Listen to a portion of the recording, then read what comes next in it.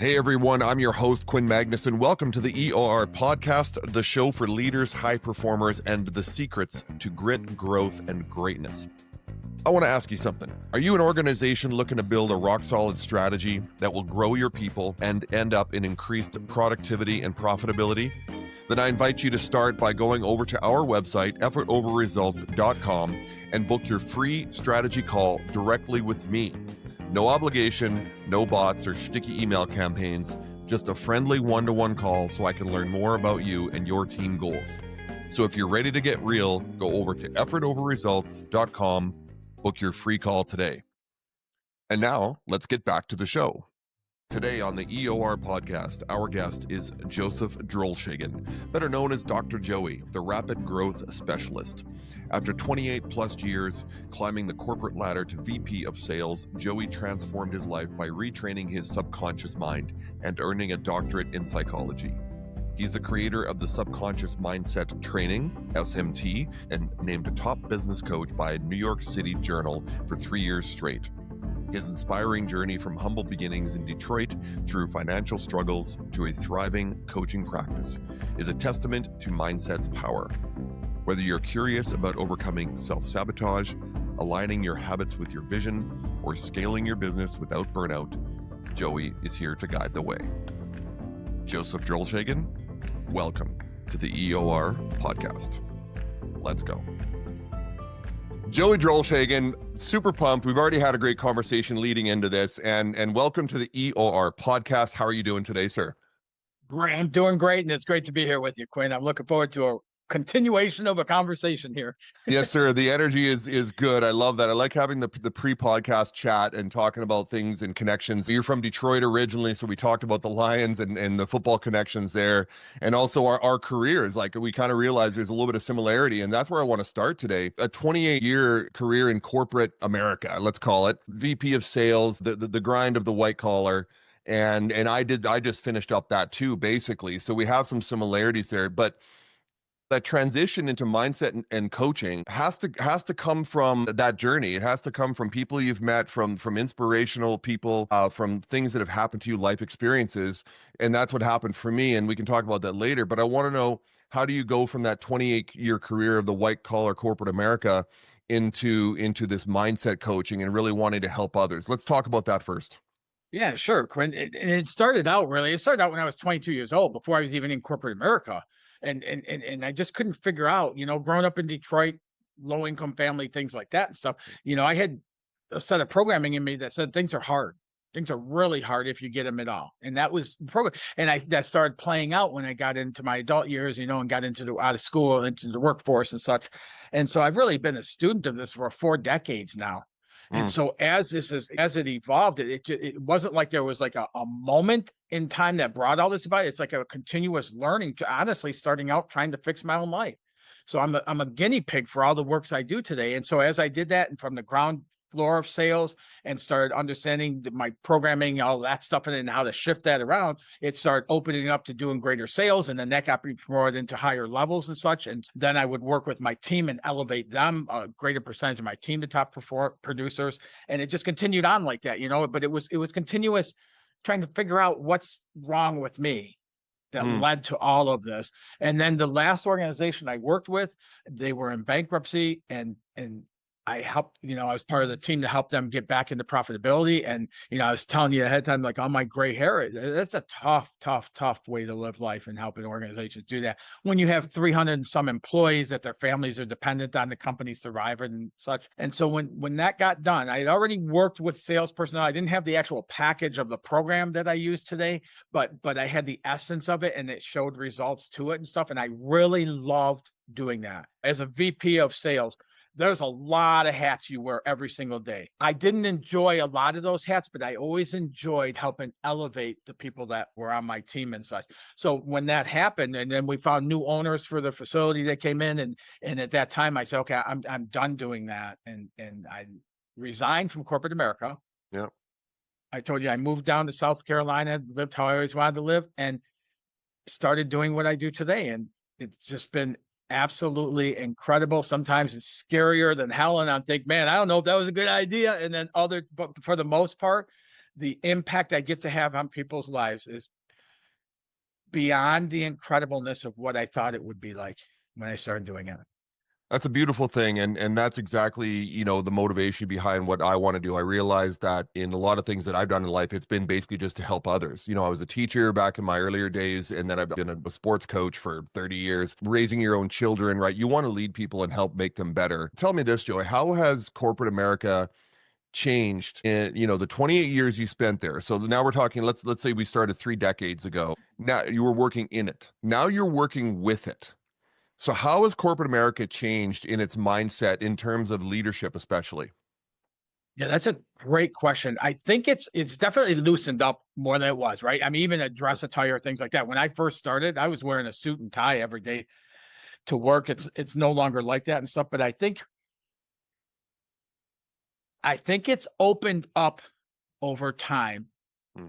Even in the last decade and a half, it's opened up more to be open to other avenues other than the massive actions, exhaustive results, kill yourself working, things like that. I think Right. it's opened up to looking for, there's got to be other avenues to help us achieve the growth, achieve the, everything we want to achieve without killing people to do so.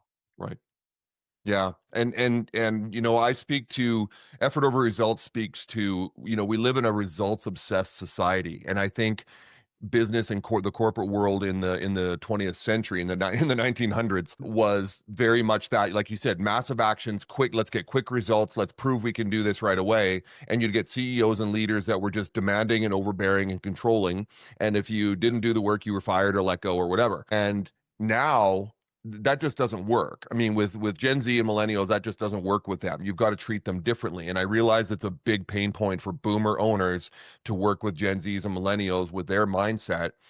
But like you said, like, leadership has changed. And for those leaders who are not adapting and changing in 2025, in fact, it should have started 15 years ago, but certainly haven't jumped on the bandwagon now, they're suffering for it. Trying to get short-term results it's not sustainable. Like, you might get them, but you're going to lose people, you're going to churn through people, your retention's going to be horrible. So going back to that question of how has it changed, I think there were leaders that in the let's say the 70s and 80s that would thrive now because they got it back then, but they were rare, very rare. Yes. What does today's great leader look like? What are the things that they embody? What are they providing in that workplace for the younger generation? Yeah, I think one of the things with that, these are great questions. One of the things with that, from what I see, is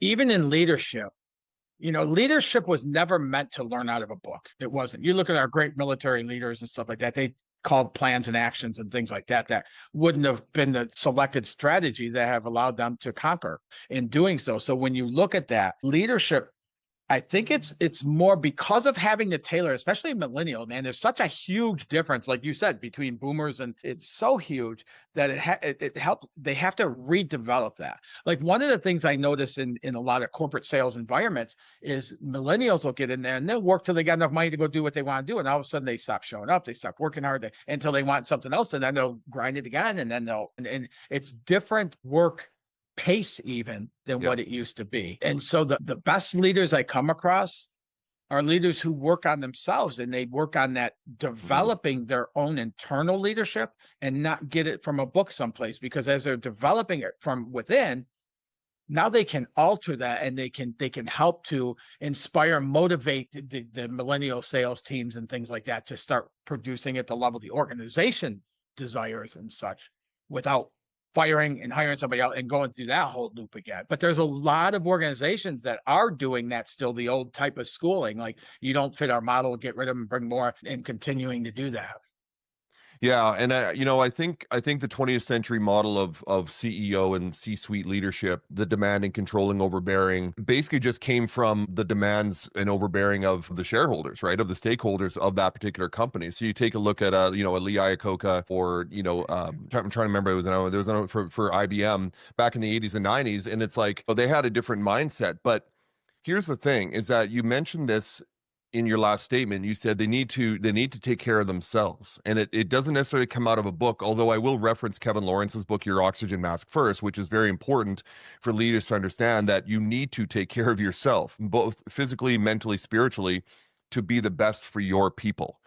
When you are in a leadership role and you feel like you have something to prove, maybe there's even a bit of imposter syndrome there, you are going to burn out, because it is just a nonstop grind of trying to prove that you are the leader and you're going to get people to get the results. But you're also burning out physically and mentally. And it's important. And really yeah, worse than burnout yeah, is when you start having anxiety and stuff that leads to strokes and heart attacks. And I mean, right. so it goes even Yeah, deeper than that. Yeah. You mentioned about Lee Iacocca, and I've always really admired him and stuff. yeah, But then you had the Ross Perot's back then too, right. which was the other side, right? So Yeah, we've had both of it and stuff. And when I say that about books, what I'm saying is leadership. Like a lot of people will go to college and they'll take classes in leadership yeah, and things like that. I teach leadership seminars and long-term training, things like that with it. And so it's a whole different type of thing than what you get out of a classroom, is what I was saying with books. Yeah, there's a lot of for helpful sure. books on leadership, but the ones that I like the best are the ones like the one you're talking about, where they lead into, I have to tap into that and then bring that outwardly. Yeah, and I've never been, nothing against people with MBAs, but I've never been a fan of somebody getting a leadership role because they have an MBA. It's like, so you have this degree, this master's of business, that just automatically makes you, no, it doesn't. In fact, you could have not even finished high school and still be a better leader than someone who has that college degree. Nothing against Henry people with Ford. college degrees, but the best experience you can get is to be in the trenches. The best experience to understand what it's like to be a business owner isn't in a book. It's being a business owner and making the mistakes and screwing up and having to live through it and eating, pardon my French, eating shit for a while and then recovering from it and never giving up. I love Alex Hormozi because he basically says there's no failure in business. It's an infinite game. And that was actually Simon Sinek. But it's like, you can't give up. That's the only time you lose in business, or really in anything, is when you give up. But let me get back to what we were talking about in terms of that leadership. Leadership today, in my eyes, it's based more around servant leadership, meaning this isn't about you. This isn't about, look at the numbers I produce with my team and the results, and the company's doing great. Don't get me wrong. Results are fine, but our mantra here is effort over results. It's like the hard work you put in. Let's recognize that.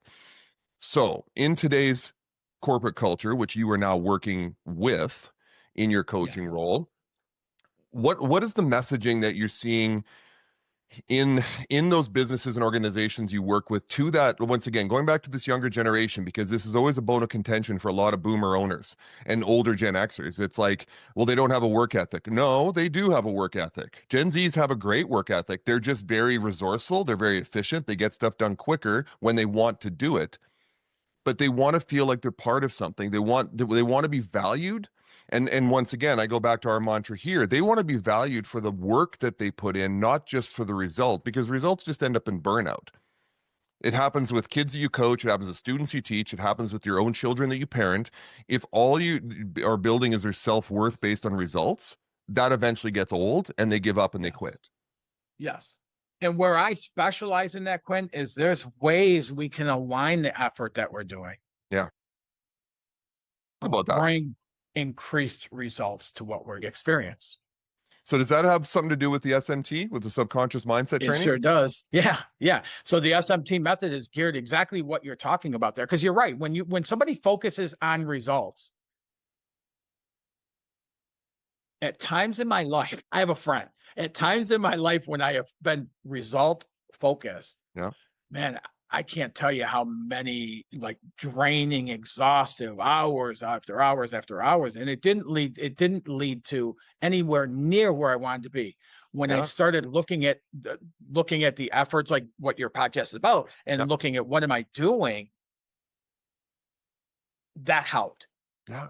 Yeah. Once I started getting alignment to what I was doing based on what the result I was going after, all of a sudden it just like opened up a doorway for results to come that may even at times were above what my expectations were of results. Yeah. And I come from an athletic background. I played professional football myself, CFL, my American friends, I realize you don't care, but still professional football. Like I competed for Team Canada. My uncle played for the Chicago Blackhawks for 10 years. Like we were an athletic family. So it was about results because sports, you can't get away from it. You're measured. You either win or you lose. You have Yeah. statistics or you don't. And really, to be honest, Joey, up until about 5 or 6 years ago, my entire life was based on getting a result. But what I was finding, and coach me through this, Joey, what I was finding is I work my tail off, work my tail off, work my tail off. I get to, a track meet, because I threw shot put, or I get to, the football game and, win or lose. And whenever that culmination, that climax happened and was done, so the championship game or whatever event, or even in work, when you finish a project, I'd have this massive letdown because I was like, the journey's over. And win or lose, it's like even when we won, it's still like, okay, yeah, but now what's next, right? And Right. and so I had to change my mindset to appreciating the journey and appreciating the process and the little wins that happen along the way. Because when you do that, I find, regardless of the result, you can still take appreciation of what you've done. Absolutely. Everything you just said there is like right, spot on and such. You know, that human desire for more. We look at that, and sometimes it could be greed, it could be, off balance in that. But that's a human condition, is that we want more. Once we reach a mountaintop, we look out for a taller mountaintop. That's what we do. Yep. That's the human condition, live and well, really there. So Yeah. once we achieve that, that's why people open up a business. They'll get it to $10 million, and whether they keep it or sell it, and they'll start another one and do it over, because it's that drive. It's that human drive from within us that we're living through. It's how we live more fully. The avenue we use to get there, though, if we're going based on it being massive grind and everything else, when you were talking about training, I imagine you're talking about like the practicing and the stuff you Yeah. would do for exercise and everything Yeah. else. But I bet if I really helped you break that down, there was a part of you that enjoyed that as you were going through that, because you learn about yourself, you push yourself, and then you achieve what that's you're going after, and things like that. So we always know, we have a tendency through our programming of just noting things as, I worked my ass off. But when we look at that, really, the most successful people are not the people that live like that. The most successful people we know are the people that get into flow with it. Yeah, we got to do effort. We can't sit on the couch with a bag of chips and get to where we No. want to get to. We don't play pro ball by doing that, or hockey, or whatever it may be. Yeah. So we got to put the effort in. But if we really break that down, one of the things, me personally, I always like I find it funny talking to a lawyer, because a majority of lawyers will talk about how much they hate what they do and they can't stand what they do and how hard and it's, but really, that's their way of bragging about the excitement they feel in what they do, right? Yeah. And we get this conditioning or programming that's how we live by and stuff. But when we break it down, there's a lot, we experience a lot of joy and growth and transformation, all this good stuff in there and stuff. So if we could stop looking at it like that, you mentioned earlier about success. Every client I work with wants to put all of their focus on what's not working right.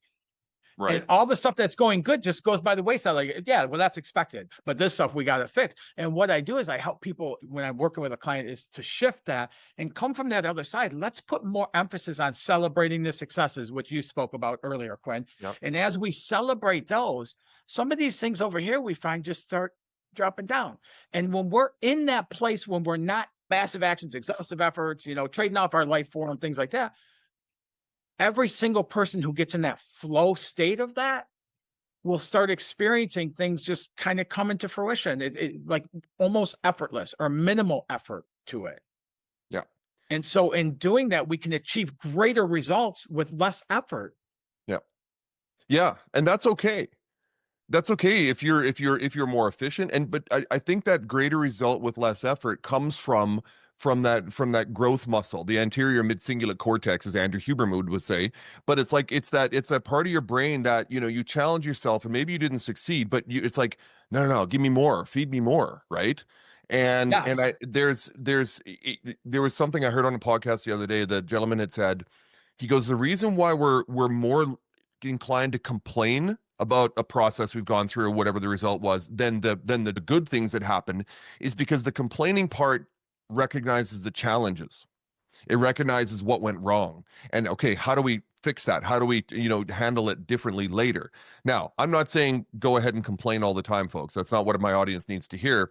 But what I'm saying is that's why we do it, because you're recognizing those areas in which you could have been better and you could have improved. What do I need to change next time? Or another way of looking at that same exact scenario is celebrating the success, understanding the internal growth, what you went through, how the struggles led to the conquering of things like that. Yep. Now, in that mode, I want to go forward and do more of that. When I'm coming from the complaining mode, it's like, I don't want to do that again.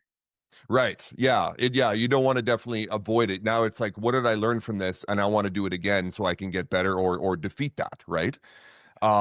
Something I was thinking about when you had mentioned in your last statement, I thought about, and sorry, ladies, this is a guy thing, but when a bunch of former high school football teammates get together, or maybe even military troops, maybe after they've done their tour of duty and it's like 20 years down the road, we don't sit around and talk about necessarily the big championship game, maybe but we talk about the wars we went through, whether it be, once again, militarily or even in sports. You talk about the battles, because that's really where brotherhood, where family, where those relationships are built. It's not in the winning or the losing of the game. It's in the grind that went all the way leading up to that.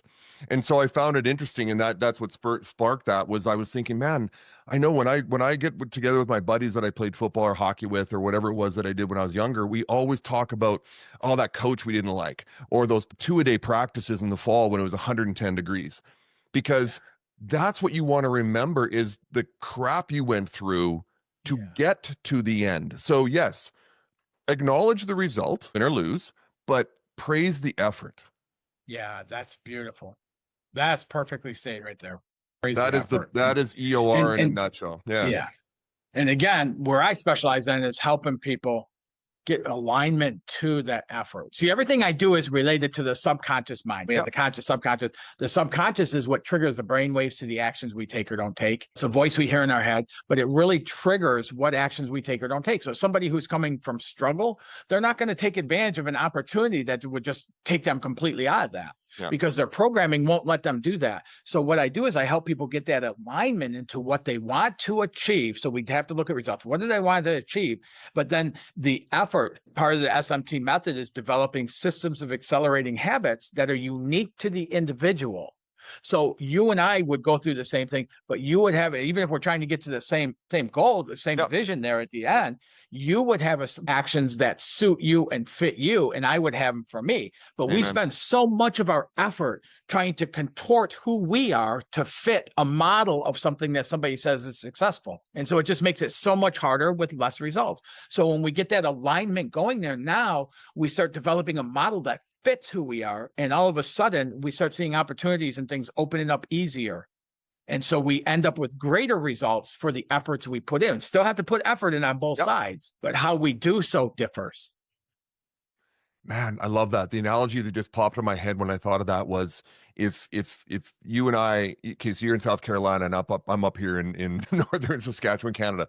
If I said, hey, Joey, let's meet in Los Angeles in a week, you're going to take a different path. You're going to stay in different hotels, eat different food. You might even get there a couple days before me, but we're still going to meet in Los Angeles, meaning same end result, different paths, different efforts, Yes. And what we have today, Quinn, is we have so many things that teach us, here's the route. And they never even know anything about us, but they're telling us they have our roadmap to success, things like, but they don't even know who I am. The ABCs. So how can they develop a roadmap that's going to fit me? So, and I learned this again through, like, I was the guinea pig of all of this stuff, because I took a lot of different programs and books, this and that and everything else. And it was like, I couldn't contort myself enough to be successful doing those things. So once I understood the subconscious, once I started understanding how to, and learned how to reprogram that and identify and reprogram and such, then I started coming out and going, okay, that doesn't fit me. I'm not going to take that action. But this action lights me up. So I'm going to do this more often. And all of a sudden I start seeing things opening up easier without the massive actions, exhaustive efforts. And it did allow me to live a more balanced overall life. Well, I think to get anything that you truly want in life, I don't know if you need to suffer. There's gonna be some blood, sweat, and tears that goes into things. Like if you're trying to lose weight or gain strength or whatever endeavor that you're going after. Build a business. Yeah, build a Yeah. business. Absolutely. Yeah. You Yeah. don't have to suffer. You're going to, but it doesn't mean like I need to suffer to be successful. Not necessarily. Like you said, it's efficiency of movement. It's choosing what works for you. So I'll use the weight loss thing. A personal trainer might get together with their client and say, okay, do these exercises and eat these foods. Fine, that may work. But if that client doesn't like those types of foods, and or they're limited, as I am with 11 surgeries in terms of movement, those exercises don't work for them, Yeah. that's not the path they should be taking. Right. You just hit again, you hit it right on. That's exactly it. We have these, our programming wants to know a method, ABC equals D, right? Yeah. And it wants to know that, but we don't really achieve in life that way. Talking about what you're talking about, when I was getting ready to turn 60, I look back, and this is just January I turned it. So last year I started looking at it and going, man, my family, when I look at the men in my family at 60, it started to be a decline. You could see that happening. And I was like, I don't want to do that. So in my head, I got this thing, I'm going to start lifting heavy. Now I'd already been lifting and stuff, but so within 3 months, I got my bench press up to 300 pounds. I was doing, the tricep press downs, the entire stack of weight. And I was just doing, and it didn't feel real hard. My bicep on this arm is no longer attached at my shoulder because of that. Oh, you too, eh? Yeah. So it's like, okay, so I did that. And again, that went, if I would have went with what I know, I'll say, because sometimes fear can step up and take us in another direction like that. If I went by what I know, I would just start being active even more so. Because when I look back, when people in my family turned 60, they quit being active. Yeah. So just by being active as I am, I'm fine at my age and stuff. I do hang gliding, motorcycling, fishing, camping, hiking, whatever I want to do. I can go out and do. Yeah. But we get those things that'll happen like that. It'll touch on some fear. So a business owner will be going, okay, yeah, this is flowing. And all of a sudden they're like, man, orders weren't as high as I want them to be today. All of a sudden, boom, they shoot back to that old way of being, unless they've done the reprogramming of that subconscious programming. It'll take them back to, I got to put more effort. I got to work harder. I got to, and all of a sudden they start seeing it coming down even more. So here, what you just said about, how you've changed the way you lead your life at 60. Bear with me when I go through this, but it feels like to me that humans in general, and I'm talking like several hundred years in the past, have always looked to authority to help them determine how their lives should go, whether it be the church, whether it be government, whether it be, even just your teachers and things like that. And you and I are both old enough to remember the 60s and 70s. And it's like, yeah, like basically there was a prescription. You go to school, you graduate high school, hopefully you go to college, get a job, get married, have kids, retire, die. I hope I got that order right. But there was like this prescription, and it's like, and like you said, a lot of the people, the men in your family, when they got to 60, it's almost like they went, oh, well, I guess it's time for me to start declining because that's what society tells me to. Yeah. And what I do love about the 2000s and 2025 especially is that people are breaking through that bullshit, right? Yeah. They're basically just going, no, I don't know. I'm 60, like I'm 55. My son looks at we're building a deck the other day, and he looks at me, I'm just wearing shorts and flip-flops building this deck. Maybe flip-flops wasn't a bad idea. But he goes, I'm looking at my future, Dad, and because he's looking my body up and down. He goes, you know what? He goes, holy crap. He goes, you're still in pretty good shape. He goes, I know you've had a lot of surgeries, but he goes, you've really left a good example for me that you're not just giving up. Yeah. And I was 300 pounds when I finished pro football. And like I said, I've had 5 shoulder surgeries, a knee, 2 hips replaced, a wrist, a back, a spleen pulled out. And even though I'm all messed up that way, I still am working my tail off to not let the 60s get to me and say, well, I guess it's time to start declining. So I love what you said there, Joey, because I think society has finally just said, no, I'm not following our young people today. They're not getting married in their 20s. Half of them aren't even in a relationship now in their 20s. They're still living with their parents.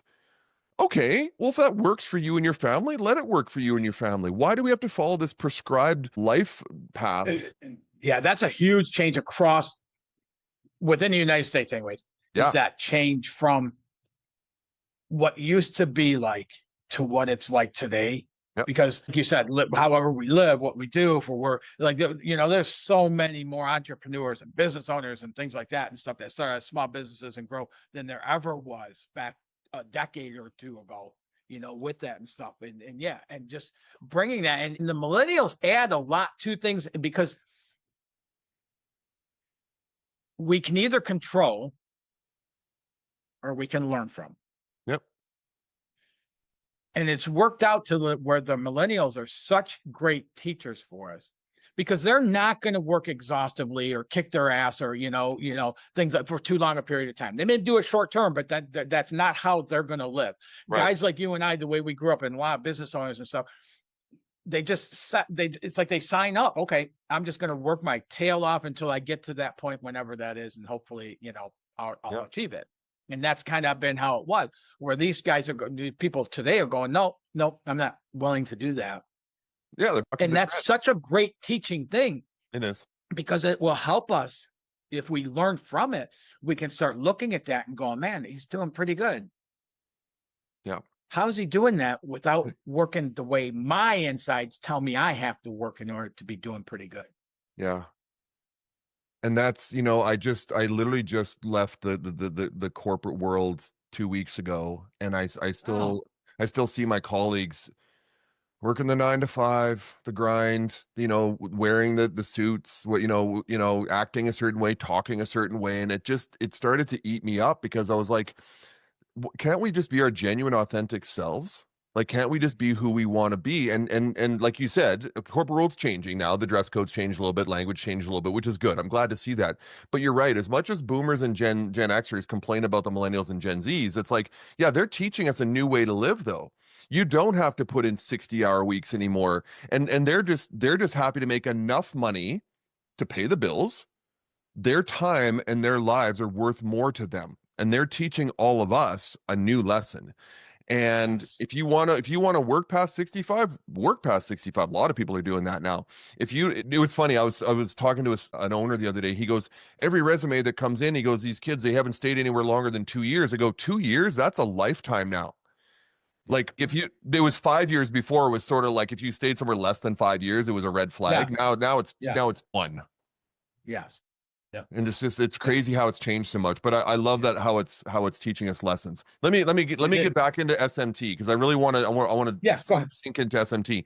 Give me an example, Joey, and don't use names, but a client you've worked with, a situation where you've really seen SMT transform the way, let's say, a company runs, or even just how a leader has operated.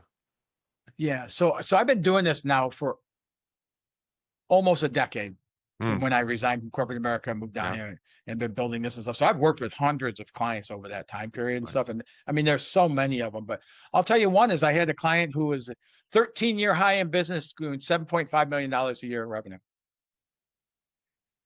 They wanted to get to $10 million. Yeah. They've been trying to do so for a couple of years. It wasn't happening and things like that. Their business was in a state of where they were just killing themselves working, I'd say over 60 hours a week continuously. And their business is spiraling down. They wanted to get to $10 million. I helped them stretch that to 12.5 and get the vision around that and everything else. They ended up within 12 months doing just over $22 million in revenue and has been maintaining above that level for the last 7 years. Wow. And with that came about a lot of that programming I talked about. And then there's, like she would have told you, there's no way her business would even be capable of doing over $15 million. 12.5 is what she started out saying with that. I've helped business owners who had a full-time job, who had their business on the side doing a couple $1,000s a month revenue, to now, it's been a year and a half now, a little over a year and a half now. They're doing between $47,000 and $50,000 a week in revenue coming in. And the business is just exploded. And it's all about that alignment, getting into through the SMT method, getting into that place of alignment, getting a lot of clarity.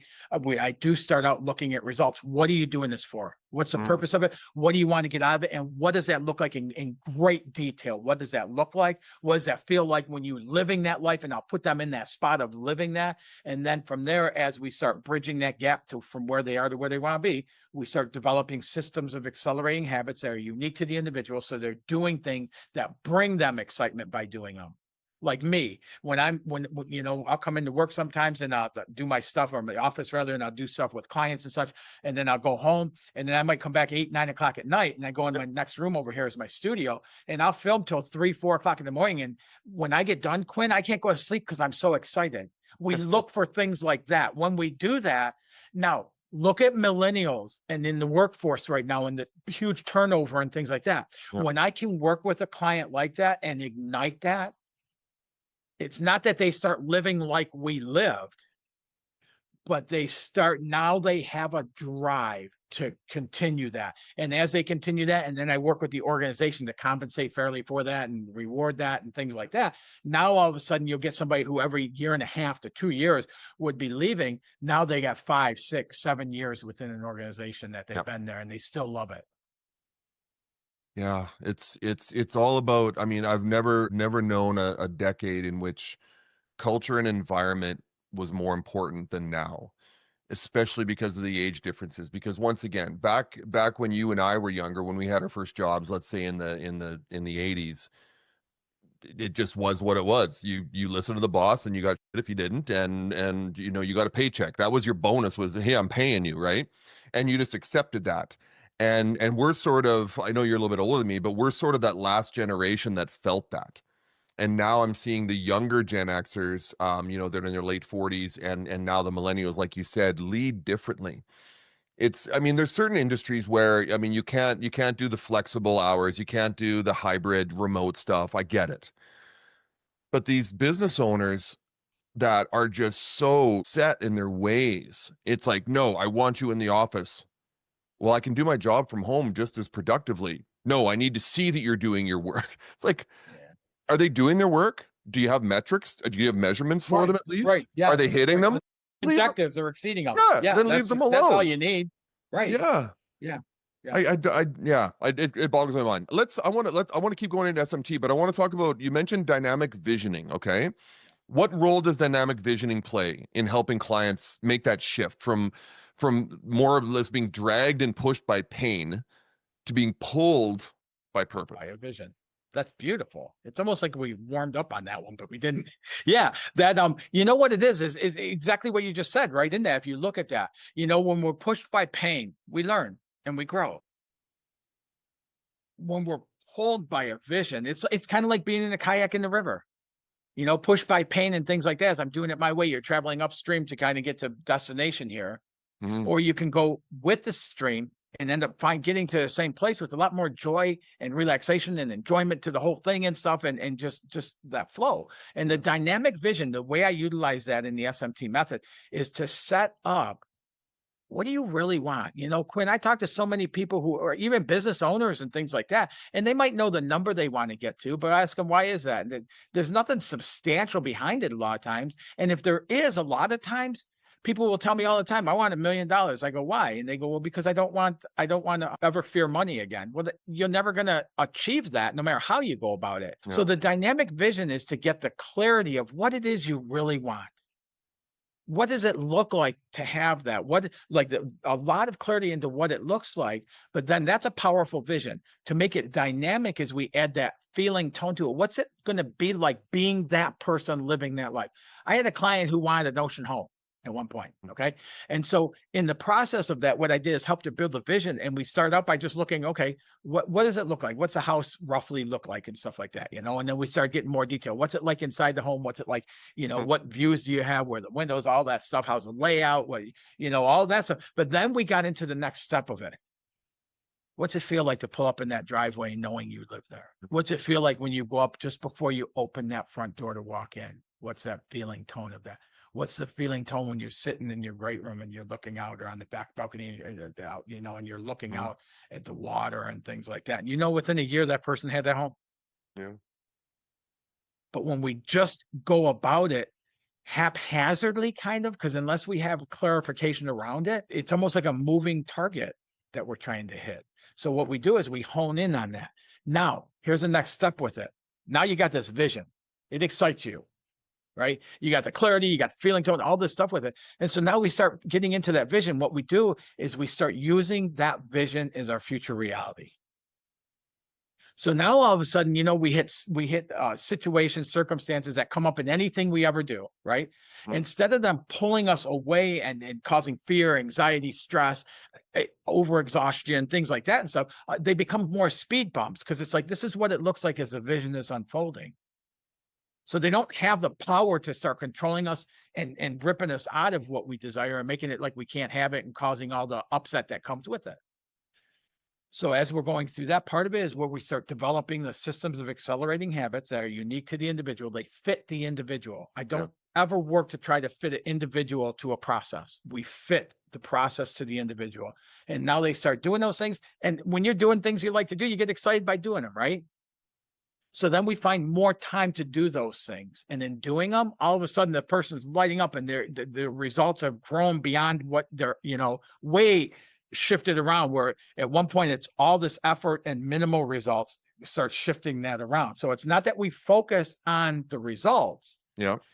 It's just if we have a matrix for it, that's what's our bottom line. What are we achieving based on the efforts we're putting in? And if we're putting in, gobs of effort to it and getting minimal results, something's probably not right in that mix there. So we start shifting that around and we start putting less effort, but aligned effort to that vision. And now all of a sudden we see the results start weighing down and the efforts start loosening up and we live more balanced lives and we get to enjoy more of what we're doing in this lifetime. This reminds me of, well, I guess it's my quote, I think it is the two greatest enemies of a business owner, and this may apply in other fields, but a business owner is ego and distraction. I sent that out on LinkedIn one day a couple of years ago, and it really hit home for a lot of people. But then some people are like questioning, like, what do you mean by that? And I said, well, like you had just said, Joey, it's like if you understand what the result is that you want, that vision, that clarity, and I call it set it and forget it. Okay, I got the vision. I know where I'm headed. Okay, it's a city, let's say, but we're heading towards that, but set it and forget it. Now, what are the inputs required? Okay, what's the playbook look like? It's almost like a team getting ready to play a championship game or even just a week-to-week game. We're preparing for this team. The result we want is a win. What's the playbook this week or this quarter, this year? And the second that things don't go quite right, which is a distraction, ego falls into play, and they're like going to protect the ego and protect who they are in the company by changing the playbook all of a sudden because they're so afraid that it's going to continue to go down the path of going wrong. And so they let ego get in the way because they're afraid to look bad, or they see some opportunity they think is this grand opportunity that's going to get them to the result faster, and they get distracted. Yes. And they're off path now. And that's why ego and distraction, I think, are two of the greatest enemies of a business owner who's trying to achieve their vision. And I think that still rings true, because it's like, if you have a playbook, if you understand the inputs that are going to get you to an end result, stick to it. If you have a playbook for a team and you're down 7-0 on the opening kickoff, do you just go, well, screw this playbook, we're just going to start throwing it deep? No, you're not. But that's what business owners tend to do. It's like, because once again, we're results obsessed. God forbid we don't get to the results, so let's just change the whole game plan to make sure we, and it's like, but you end up actually making things worse. How do you feel about that statement? I agree with you 98% of it. Yeah, let's go. 96% of it. Challenge me. Love it. Well, not challenging you, but because it's accurate what you're saying. And both of those things are coming from our programming, our subconscious programming. There you go. So when we identify that it is ego where we get into, or it is, distraction or whatever it is, then once we identify it, we can shift that and move beyond that. So, but the one thing where I'd like to point out is, I don't know of a single major plan I've made in my life that has actually come together according to my stick figure plan. Fair point. So when Absolutely. we get into that alignment place, we're so open for things happening different than how we expected they would, where ego would stomp on that and not allow that. And then people start experiencing reduced results. Yep. But when we get into that, when you talked about with your son, like I don't know if every step of him getting to where he's at right now came from a plan that you were able to lay out on paper, and every single one of those things happened. So we got to be willing to shift and allow things to come together differently. Flexibility. Which goes into the core of what I do, because it took me a while to learn, because I want to help everybody, man. When I learn something and it changes something, I want to give it to the freaking world, man. I do, which is why I published my book now, the reprogramming the subconscious. And so with that is, it hurt me when I came across people who their ego would not allow their mind to be open to a possibility of something greater.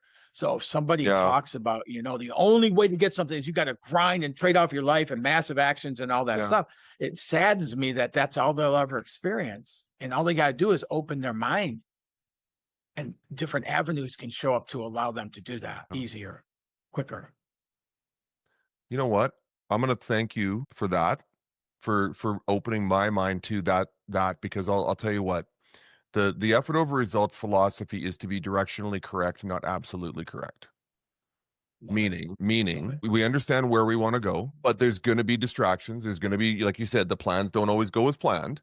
You're going to have to adapt and adjust and be flexible to it. And sometimes that takes you on a different path that leads to greater things. So I'm going to retract what I said about, ego, and I still think ego and distraction can be a problem, but the way you phrased it. So thank you for clarifying that for me, because the ego and pride can sometimes get in the way, but we need to be, like you said, open-minded. Distractions will happen as long as we're not the ones causing the distractions, right? Like I said, you need to head towards an end goal, a result, but man, if there's a detour in there that you feel works for you, like you said, if it works for you, maybe that is the road to take, and maybe it leads to bigger and better things. And the quickest way to bigger, better things. Yeah. Quinn, thank you for that. The quickest way to bigger, better things really is realize every distraction, every ego, everything that I experience like that holds me back is coming from within me. Yeah. Because it's coming from that programming. So if I'm open to that, then I can be aware of that. Then I can shift it and really experience something. But I have a lot of people that will tell me I can't grow my business in this economy, or man, all the competition, realtors I've worked with, all the competition and things like that. And so what I've learned is when you really study economics and things like that, you'll see a lot of businesses that will make their greatest strides in growth in a down economy. And yet we see so many organizations struggling in boom times. So it's not about the economy. It's about how we perceive that to be, and how we perceive that against what we're going after, that makes all the difference in the world. So I talked about that, beginner mindset. One of the things I tell people all the time is the way I define a beginner mindset isn't that everything we know is wrong and doesn't work and everything else, because people think it that way off the bat.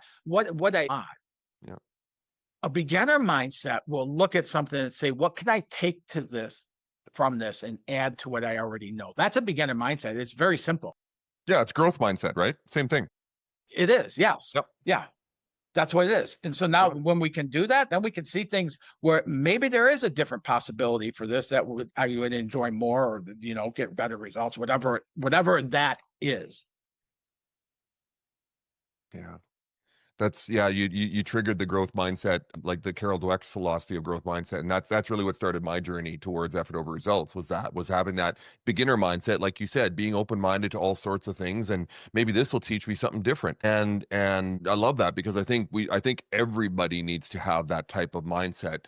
I want to go back to a question I had about like the leaders you work with. So when you're working with SMT, subconscious mindset training, with your leaders, and visioning, are you working with leadership teams and or just the leader, or sometimes you work with whole organizations? And let me finish my question to explain what I'm trying to get at here, Joey, is that I find that when a CEO, for example, goes, "Oh, I have this great new thing we're gonna implement," and that's it. Let's say it's the EOS, the Entrepreneurial Operating System, right? No offense to that system, but I'm just the first one that popped in my head. We're gonna implement this. Well, it may sound great to you, but if your leadership team isn't on board with it, truly fully on board with it, and or your staff really isn't, I don't care what great idea you have, Mr. and Mrs. Business Owner, leader, it's just not going to work. So This is a very cerebral approach that you have, subconscious mindset training, which to some people, just like mine, might think it's woo-woo, kumbaya, right? Who do you work with, and how do you get organizations to buy into it? Yeah, so I will work, and it really varies based on the organization, based on whoever's leading the sales Right. team and things like that. But I will typically work through them. If they want to do a session of doing a dynamic visioning for the organization, for the sales staff and what their impact is and things, I'll work with them in a group. I'll work with them individual. I will always try to start out with getting that information or working through the VP of sales, whoever's leading the sales team, and start there. Sometimes I'll involve the CEO. If it's a business owner, I go direct with the business owner. But then what I do is when I take that now I have, they used to call it a mission statement, or they still do mission statement or things like that, but Yep. it's expanded, greatly expanded on. So whether I do it as a group or the individual, but I will get input from the whoever's leading the sales team or business owner, CEO, whatever it may be. But then when I start working with the sales personnel, after I do the interviewing and I go, okay, these 3 out of 5 people would be people that would be really good candidates because of the beginner mindset, things like that. So that they're open-minded, that would achieve the, top producer within a year, because I work for 12 months. And so with that, then I will take those individuals and develop a dynamic vision and coincide it, the business part of it, with the business objectives, the business growth, all of those things and stuff like that. So it's tied to it, but it's expanded beyond that too, because I want to know, when somebody's a top producer, how do you live life differently? Well, where do you go for vacation? What kind of things you do for travel? How do you, give back? Like, all of that stuff is built into that dynamic vision. So for the corporate side, it'll be kind of an expanded mission statement of where the business wants to go to and such. It won't have the outside stuff to it, but then when I break it down to the individual, and then we take from that and we start looking at their part in that. Mm.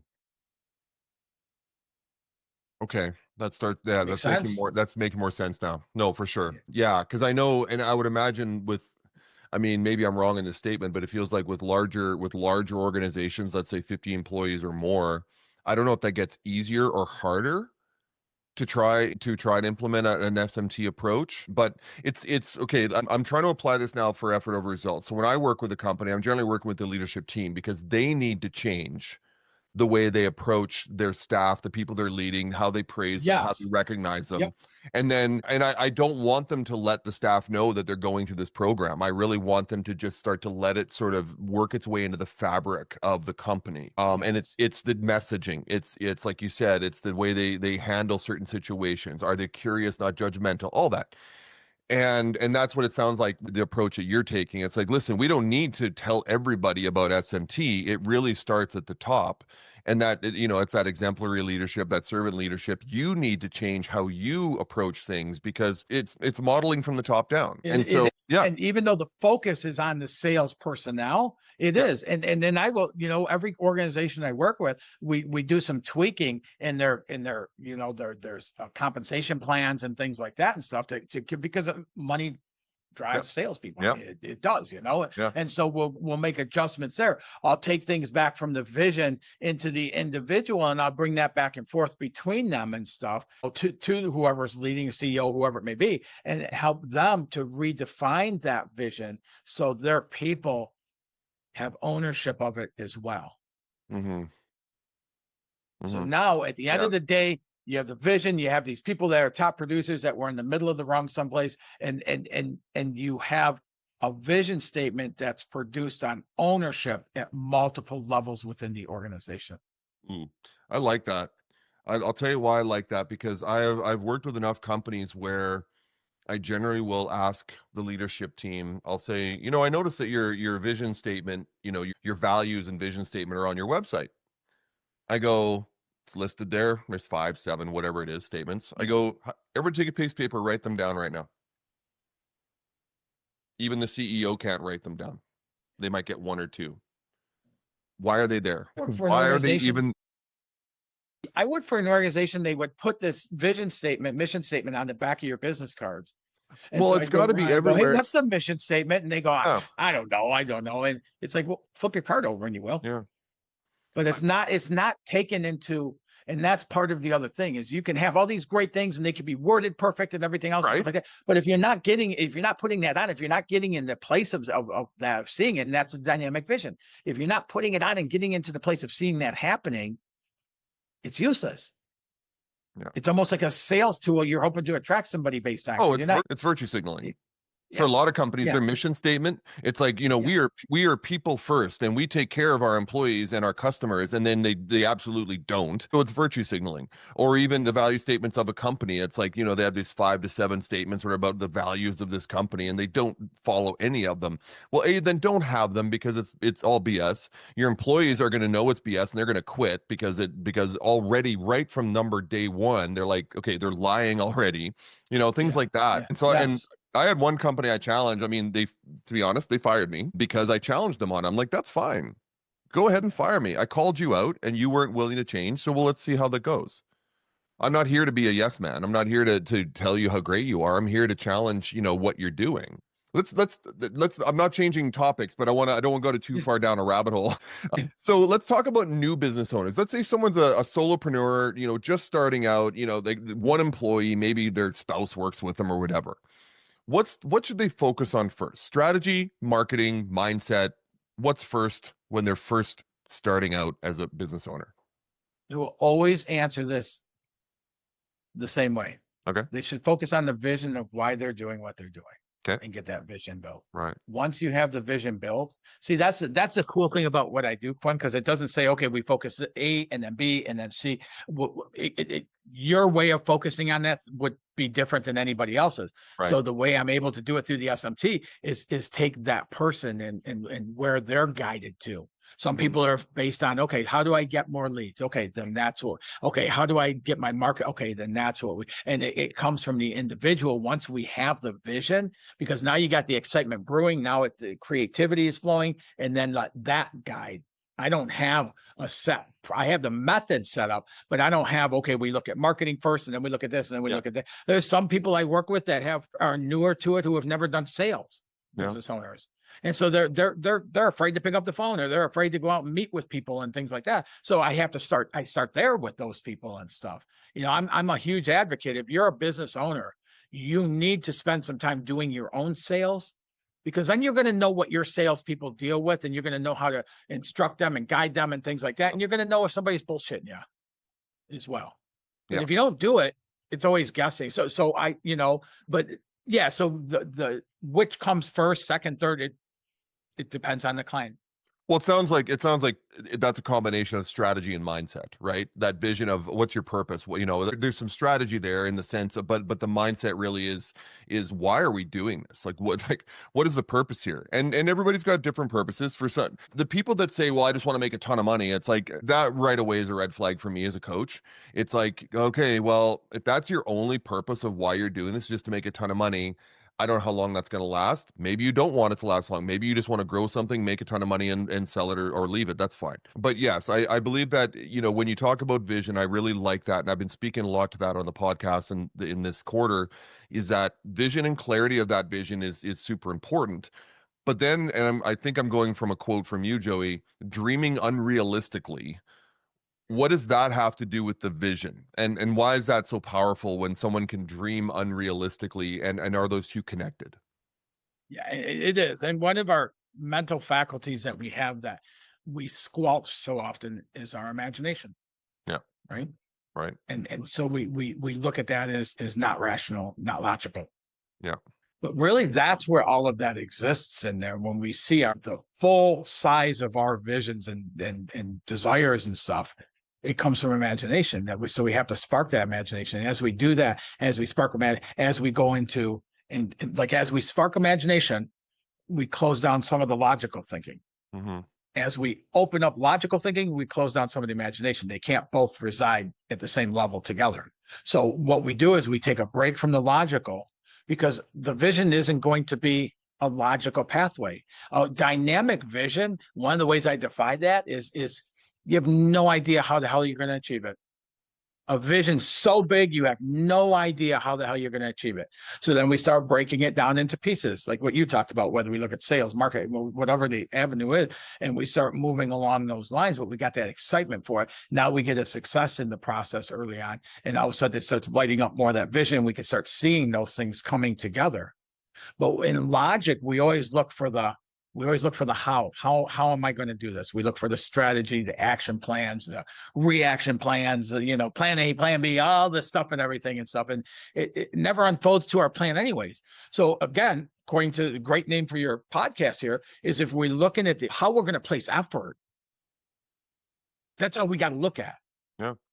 And doing that with that alignment, those results will start showing up. So we don't even have to focus. We get the vision, and then we start looking at that, taking that vision and the excitement of that vision. What's it going to be like to live in that vision? And we start aligning our efforts with that. It's all illogic from that standpoint. A logic business owner would start with that person I told you about from 7.5 to $10 million. Logic says that's as far as I can go. Right. Which is a fixed mindset. Right. It is. I think that's all we can do. And it's like, okay, well, you've already have a limiting belief right there. It's almost, and what happens in that, Quinn, is we start settling for mediocre scraps of what's really possible for us. So now $10 million, if I didn't know what I know and the SMT method and everything, I could just settle it at $10 million, and she probably would have done $10, $11 million and been happy with that. But we get to see that explode into $22 million because we went to 12.5, and then we went to 18, and then from there, the year landed at over $22 million. That's like just incredible to see that happen. And then that's part of my excitement, really, because like just that I get to be a part of this in people's lives is so incredible and fulfilling beyond what I ever expected my life to be.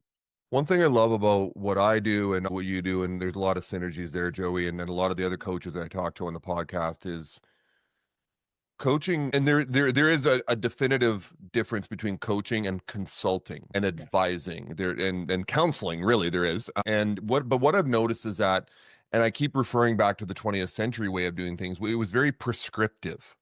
So a consultant advisor would come in and they would basically say, okay, here's what's wrong. Fix this, do this, very playbook, very ABC, whether it worked for the company or not, that's the way they did things. And this is their answer. It was like, here's your prescription of business medicine, right? What I love about the current environment is that everything is coming so much more from a psychological standpoint, from a mindset standpoint. Effort over results is absolutely that. SMT is absolutely that. Yes. So do you see the future of business coaching continuing to evolve that way, or maybe even in a different direction at some point in the future? But where is it now, and where do you see it going? Yeah, it's funny too, because I told you about with my book that publishing, in the process of publishing, releasing right now, and man, I'm seeing so much stuff around like mindset and things like that, and the groups I'm involved in social media and in the different people I speak to and in social media in general and stuff. There's so much more about it, and it's really exciting to see that happening because it's how we start changing the paradigm. And it's already started. That paradigm is shifting right now. Now, some people want to take all coaching, consulting, all that stuff into AI and such. And I believe there's a use for it there. I don't believe it can ever totally fulfill, but that whole side of things is up and coming. And we just have so many incredible things that are happening right now. Mm-hmm. And again, it all starts with that beginner mindset. Yeah. Well, and I think the more psychological approach is probably more adaptive to business owners, because you have to appeal to their mindset and how they see things and think things. Like you could have 5 companies, exact same revenue levels, exact same industry, all operating in the same market, but every owner of each of those companies is going to would think differently. They different perceptions, different backgrounds. It's all going to be different. And this is what I do love, and where AI, I don't think will be able to necessarily replace coaching, because coaching it's cerebral, it's mindset, it's thoughtful. And that's why this and this industry has already exploded. It's going to continue to explode. If someone wants to just get answers about, how to increase your marketing on social media, right, fine. You can go online and find that for free. ChatGPT can answer that for you. But when it comes to changing the mindset of the leadership team and the leader themselves, you're not going to get that from AI. Yeah. And if you Yeah, can, well, I'll be dead by that time, probably. Yeah, that's what I think too. And you had talked about that. There's a difference between a coach and a consultant or advisor and things like that. And it's a different responsibility. But both of those areas, for me to really help anybody from any regards of what a title is, I got to understand that person.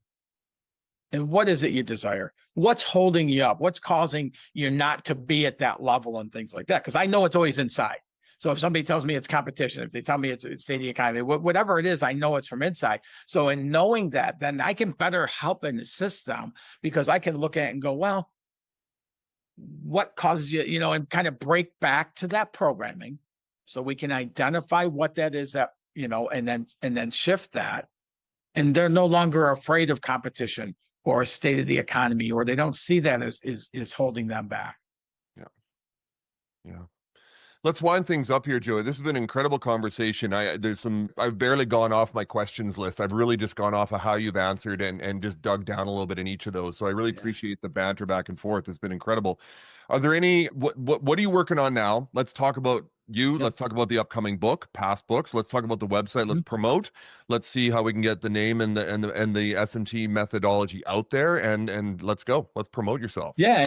Yeah. And I mean, I have 2 books that are published already. I published a book years ago called Life's Lessons, and it's all about how life happens for us and not to us. And when we start looking for those lessons in that, we can start learning, growing, and expanding quicker in our life. And then I wrote Align, Manifest, Transform, which is a shorter book, but it's all about getting that into alignment. Before we take an action or effort into something, we set up that alignment to it. And then my new book is Reprogramming Your Subconscious Mind, the SMT method to rapid results. And that's just being produced. So it'll be out by the time this is aired and such. And so we could put a link in here on where to get a copy and such. Yep. And so I have a special gift for the audience, but it's in the next level for me is I'm starting up an institute to certify other coaches in the SMT methods. So now not only will it expand the footprint of my works now, but even after I'm gone, there'll be a legacy of my life works that'll be active and still impacting people's lives. Isn't that beautiful? So, isn't that awesome? I couldn't. Yeah. And these are the things when we talk about this, Quinn, about not knowing that I could not have put this stuff together. When I sat down and decided to walk away from corporate, I had an idea of what I wanted to do, but I had no idea of all these things coming up. And the other thing is, like, any of your audience that sparks on this, that, wants to talk more about it, feels stuck in one of the areas, or even if somebody thinks this is bullshit, like, I got a number. I'd love to talk to people. I just love talking about this stuff. So anybody can set up a quick 15-minute call with me at coachwithjoey.com and schedule an appointment, and we'll get on there and talk. And then anybody is a special gift and a thank you to you. Anybody who schedules that call with me, I'll give you a free copy of the new book. Yeah, you know what? You started this, like you said, a decade ago. I'm starting out on this path myself right now, but I look back on this last 2 years and the growth in me and how I've changed things. And I didn't have an end thing I was heading towards. I wasn't like, I'm going to make $1 million. It was just, this is my passion. I love this. It's my purpose. I'm putting in hours and hours of editing into this podcast and public speaking engagements and everything. And it's like, it doesn't even feel like work because it's just so fulfilling.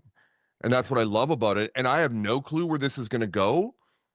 And I don't plan on to. Like I said, I'm being directionally correct, not absolutely correct. Because when you do this, you lose all opportunity. Can I ask you a quick question about what you just said? I know we're getting to the end here. No, let's go. You sparked that. So, okay. So now you're going about it a different way, right? You're enjoying what you're doing. It's unfolding.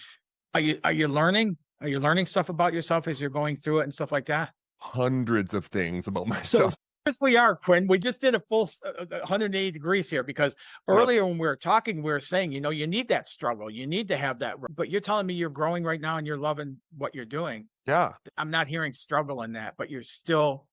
Well, it's funny. The struggle is sort of subconscious in the sense that I'm sure like I'll come up against something in online or editing or whatever. And I'm like, okay, how do I get around this? Right. How do I, but I love doing that because it's me telling me to do it. Here's the best analogy I can give, Joey, and we can go forever if we want. But when I was younger, I really was heavily involved into 2 types of sports, team sports and individual sports. So played football through college, pro. Represented Canada internationally in track and field, individual sport, shot put and discus. I love them both. But I did the 15-year team thing, right? I owned a business for 5. So that's an individual sport. I'm running this business by myself, even though I had a team, but it was still all on my shoulders. Sure. Then switched to team sports, meaning I'm at my corporate job for 15 years, got to collaborate and work with people and whatever. Now I'm back to that individual sport.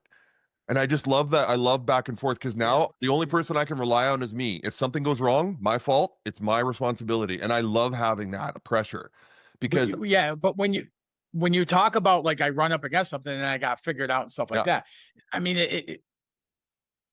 it could be more like creativity and stuff like that. Struggle is when we're grinding massive hours, exhaustive efforts, and you're achieving that without doing that and still achieving results. I wouldn't call it. It kind of stuck with me when you said that because I was like, man, you're doing exactly what I'm talking about. But isn't it? I don't know who said it, but it's like you won't work a day in your life if you love what you do. Yeah. I don't know who that was. It was Charlie Munger or whoever it was, but it was like you won't work a day in your life if you love what you do. And that's basically, since I left my corporate job, and it hasn't been long, it's like I'm, putting in 12, 15-hour days, and it's like, no, man, it feels like 4 hours. It's awesome. Yeah, exactly. Yeah, that's why I said about when I go over here and do the filming and my recording at nights and stuff like that. It's like I can't sleep after I'm so excited. Yeah. So. And I know we're making it sound, I know we're kind of glorifying it a little bit because I know that some of the business owners you work with and I work with are truly struggling. They are truly grinding. They don't see the light at the end of the tunnel. If it is, it's a train. They're burnt out. And it's like, how do you get them to change, how they're thinking about that? Yeah. And that's what the SMT method is set up to do. That would be somebody, as long as they got the open mind, that I'd really be able to help with bringing about a change in their realities. You said it though. They have to have an open mind. And you and I both come up against business owners who are just very like, no, this is the way we've always done it, or no, I can't do that, or I don't want my mistakes revealed. But man, there's so many business owners, and I find especially in that 0 to 5 million range, the really small ones, small business owners, that they just need someone to talk to. Literally, they just want someone to say, I get what you're going through. I've been there, give you perspective, and just say, let's do a re-energization of this company and of you, because we need to figure out why you're continuing to do this. Because one of two things is going to happen. You're either going to have a heart attack and burn out, vice versa, I guess, burn out and have a heart attack, or you're going to find new energy. But where is it and how do we find it again? Let's go back to when you started this company. What was the energy and the feeling of it? Okay, well, now it's 7 years later, and now you feel like you've hit a rut and you're just grinding every day, just showing up. How do we re-energize you? But that's all mindset. No amount of prescription is going to help that. Right. But along with the mindset is we have to do something different too. We can't keep doing the same thing, expecting different results. No. So that part of it in there with that reprogramming and stuff is what opens up the avenues to allow us to look at things differently. Look at how else could I achieve that? So that may not take 70 hours a week to do and things like, so yes. Well, and here's the other great thing. Conversation. And here's the other thing, Joey. It's like, what do you have to lose? If you're showing up every day to work and you just hate being there and you're the owner and you barely have the energy to get out of bed, well, really at this point, you have nothing to lose but to try something different, to change the way you're seeing things, to take a few risks, because the risk you're risking right now is your life and your livelihood. It makes logical sense what you're saying. But when the programming, that subconscious programming is involved, logic kind of goes a little bit out the window. Yeah. And I'm sure it did for you at one point in your life. And it certainly, does for me at times too. And I get energized by conversations like this with you and with other podcast guests. And I the rest of my day is just awesome because I tell my wife about it. But then there's days where I'm a little down in the dumps, right? And you have to recognize that you need those days to kind of remind you of why you're doing this. Sometimes you need those days just to recharge, re-energize. And allow yourself. I tell business owners, you know what? Allow yourself to just take a day off, have a half day. But that goes back to taking care of yourself too. We need business owners to stay physically, mentally, and spiritually on top of their game as well, so they can be better. And most people struggling are not living that way. Not at all. Joey, thank you very much for today. It was awesome. I think this was just a naturally flowing conversation. We both come from sort of similar paths, and I think the advice that you've given and what we've talked about really is going to help my audience members. Thank you for that today. I really appreciate this opportunity to meet with him. Man, we'll have to talk outside of here.